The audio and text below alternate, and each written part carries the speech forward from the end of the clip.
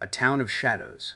The fog clung to the streets like a second skin, curling around the edges of the buildings and swallowing the light in its damp embrace. The town had always had a way of holding its breath, waiting for something, some revelation, some reckoning. Now, it felt as though it had been waiting for years, and the weight of that silence pressed against the very bones of the people who still called it home. The buildings, once proud and unyielding, had long since surrendered to time. Cracks ran like old wounds through their facades, and many of the windows were either shattered or sealed with boards, as though the town itself had tried to forget the past. At the heart of it all was the river, dark and sluggish, winding through the town like a serpent that had swallowed something it could never digest. It had always been a place of secrets, a place where things were buried and left to fester beneath the surface. Now, with the town on the brink of something unknown, the river seemed to whisper its own warnings, its currents sluggish and cold, as if it had no desire to move forward. The air was thick with the scent of damp earth and something older, something more insidious. It was the kind of scent that clung to the back of the throat and refused to be shaken, the kind that made the hairs on the neck stand on end. The people who still lived here had long since learned to keep their heads down, to say little and watch more. They had seen too much, lost too much, and left to fester beneath the scent of damp earth and something older, something more insidious. It was the kind of scent that clung to the back of the throat and refused to be shaken, the kind that made the hairs on the neck stand on end. The trust that had once bound them together had long since been eroded by the weight of secrets. And yet, despite the town's decay, there was a strange persistence to it, a stubborn refusal to let go of the past. The streets were still lined with the remnants of lives once lived, old photographs peeling from the walls, furniture left behind in the corners of abandoned homes, as if the people who had once inhabited them had simply vanished without a trace. It was a place that had never truly recovered from its wounds, and now, it seemed, it was waiting for something else to break it. The protagonist stood at the edge of the town, watching the fog curl around the rooftops like a living thing.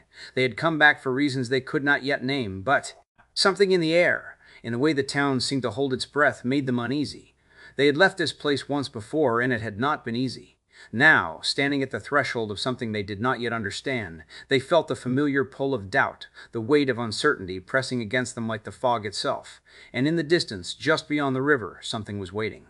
A past of shadows. The protagonist had once been someone who believed in the power of truth, in the idea that if you searched hard enough, you could find the answers to everything.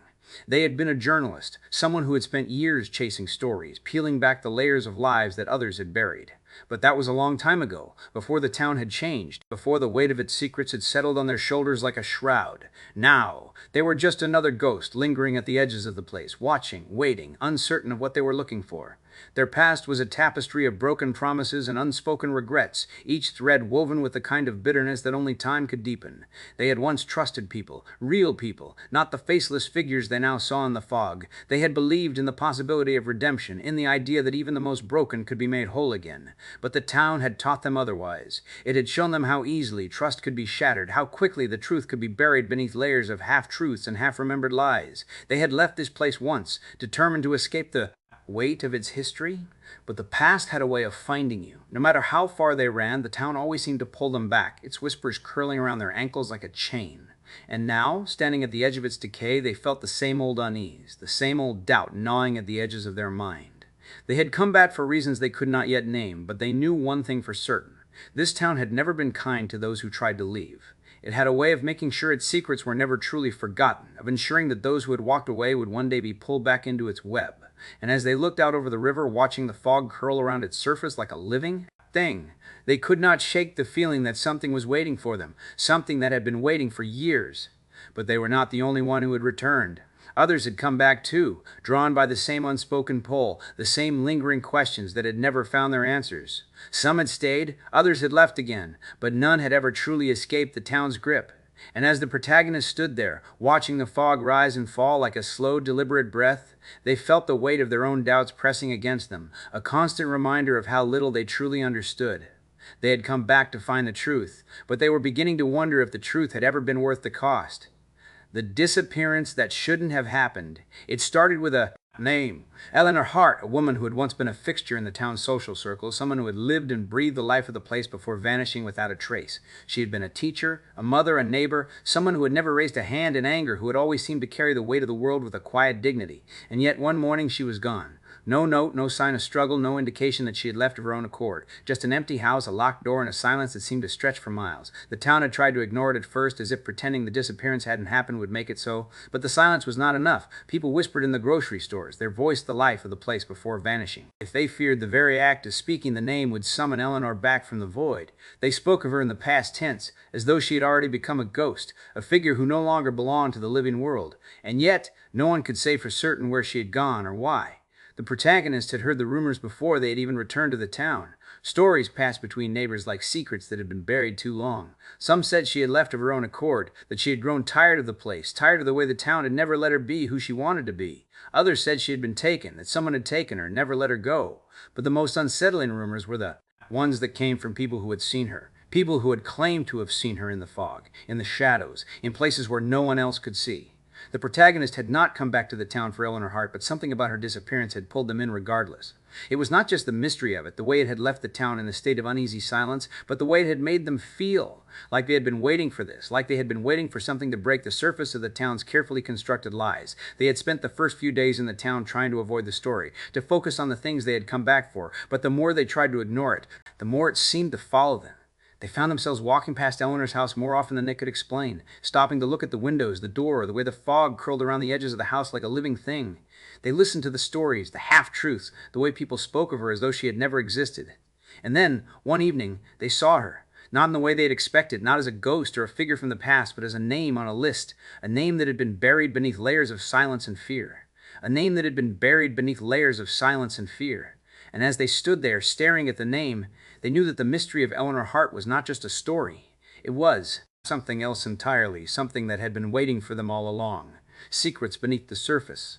The search for Eleanor Hart led the protagonist deeper into the town's tangled web of secrets, each revelation pulling them further into the shadows. It began with a visit to the old factory, a place that had once been the town's lifeblood, its towering smokestacks, a symbol of prosperity and ambition. Now, the factory was a relic of a bygone era, its rusted gates barely holding together, its windows shattered like the eyes of something long dead. The air was thick with the scent of decay, and the ground was littered with the remnants of a time when the town had believed in progress. But as the protagonists stepped inside, they found something far more unsettling than mere decay. Scattered across the floor were documents, yellowed, brittle, and filled with the kind of handwriting that suggested they had been hidden for years. The protagonist picked one up, their fingers trembling slightly as they traced the faded ink. The document was a list of names, each one accompanied by a brief notation that hinted at something far more sinister than simple employment records. Some of the names were familiar, others not, but all of them seemed to be connected in some way to Eleanor Hart. It was as though she had been a thread in a tapestry of corruption, one that had been carefully woven and then deliberately unraveled. The protagonist's mind raced as they pieced together the fragments of information. The factory had been the town's economic cornerstone, but it had also been a place of exploitation where workers had been treated as expendable, their lives reduced to numbers on a ledger. The list of names suggested that something had gone wrong, that someone had tried to expose the truth and had been silenced. But who and why had Eleanor's name appeared on the list? As the protagonists delved deeper, they began to notice patterns that seemed to point to a single person, someone who had once been at the center of the factory's operations.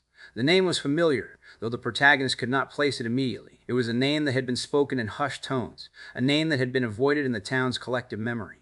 But as they stood there, staring at the list of names, they realized that the person they had been avoiding for so long was the key to the mystery. The weight of the revelation pressed down on the protagonist like a physical force, their thoughts tangled in a web of doubt and uncertainty. They had always believed that the town's secrets were things of the past, things that had been buried and forgotten. But now, standing in the factory, surrounded by the evidence of its corruption, they could not shake the feeling that the town was still alive, still waiting for someone to uncover the truth.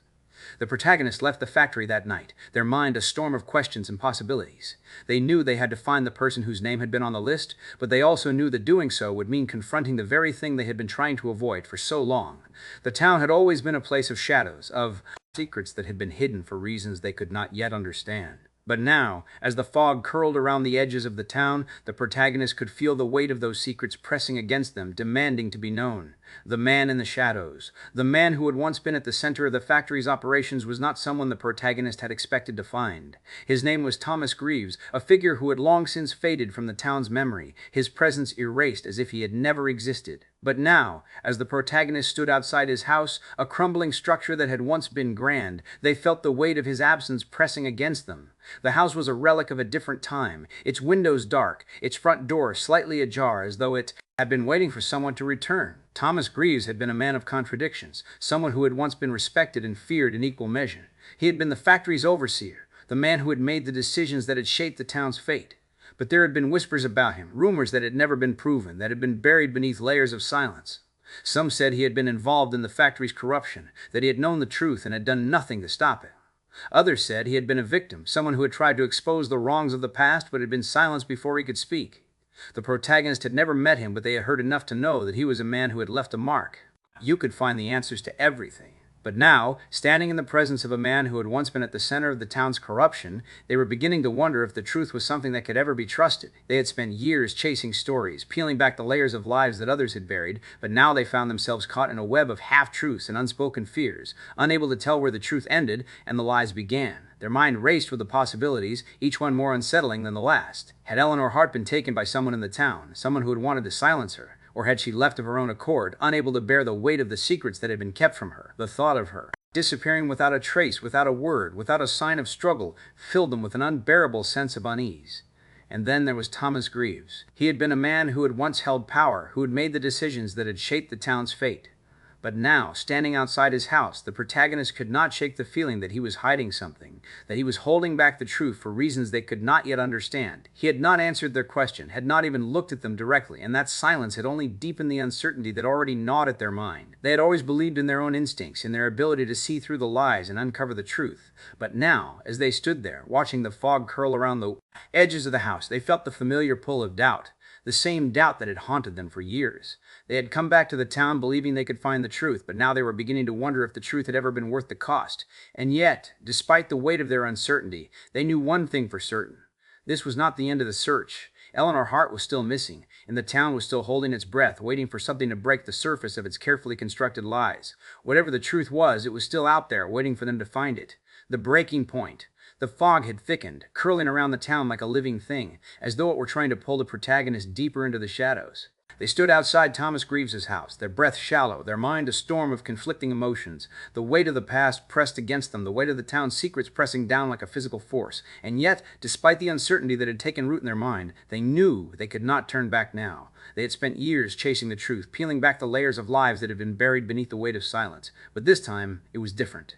This time, the truth was not just a story waiting to be uncovered. It was something that had been hidden for a reason, something that had been hidden for a reason. And now, standing at the edge of that truth, they felt the pull of it, the way it whispered to them from the shadows, demanding to be known. The door creaked open again, and Thomas Greaves stepped forward, his presence as heavy as the silence that had followed him. His eyes, dark and unreadable, met the protagonist's, and in that moment, the protagonist felt the weight of their own doubt pressing against them like a physical force. "You came back," Greaves said, his voice low, measured. "I was wondering when you would." The protagonist swallowed hard, their fingers curling into fists at their sides. "I needed to know the truth about Eleanor Hart." Greaves studied them for a long moment, his expression unreadable. Then, with a slow, deliberate motion, he stepped aside, gesturing for them to enter. The house was colder than they had expected, the air thick with the scent of dust and something older, something more insidious. The walls were lined with photographs, old and yellowed, each one a piece of a life that had once been lived. And in the center of the room, standing before a fireplace that had not been lit in years, was a single photograph of Eleanor Hart. The protagonist's breath caught in their throat. Greaves stepped forward, his voice quiet but firm. "She wasn't taken, she left." The words struck like a blow, and the protagonist felt their knees weaken. "Left," they echoed, their voice barely above a whisper. "Why?" Greaves turned to face them, his expression unreadable. "Because she knew the truth." The protagonist's mind reeled. They had spent so long searching for answers, believing that Eleanor had been taken, that someone had hidden her away. But now, standing in the presence of the man. "Left?" they echoed, their voice barely above a whisper. "Why?" Greaves turned to face them.